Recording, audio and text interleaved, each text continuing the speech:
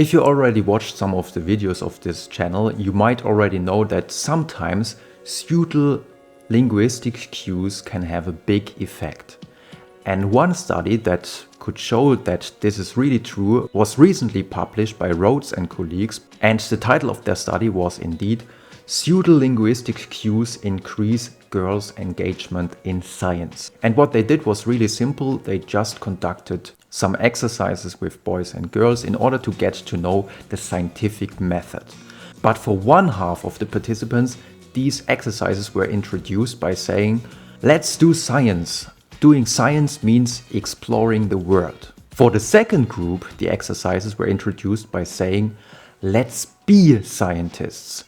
Being a scientist means to explore the world. So you realize in this group, the approach was more aimed at the identity of the boys and girls. By saying, come on, let's be scientists, it's more about your identity than by saying, okay, come on, let's do science. And now you can guess which phrase, which linguistic cue was more motivating.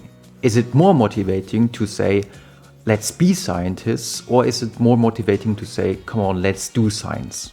The results were very interesting because it turned out that especially for girls, the phrase, let's be scientists, was counterproductive because it led to less persistence. For example, already after 10 trials, only about 15% of the girls were still willing to proceed.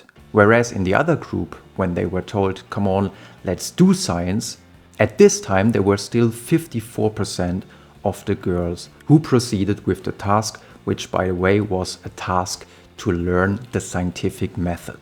And the reason for these interesting results could be, and that's the hypothesis of the scientists, that the girls somehow say, well, this isn't me.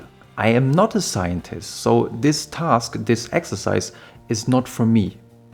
On the other hand, for the boys, it turned out that the results were quite opposite. So the boys were a little bit more engaged when they were told, come on, let's be scientists. So what we learned from this study is, on the one hand, that often pseudo-linguistic cues can have a big effect, and if you are a teacher, for example, or if you work in education and you have a group of girls, you sometimes should use other wordings than if you have a group of boys. So if you have a big group of girls and it's about biology or physics, or it's all about science, it might be better to say, come on, let's do science. And if you have a group of boys, it might be better to say, okay, come on, let's be scientists and explore the world as a scientist. I hope you enjoyed this episode, and if you want, we will see you next time.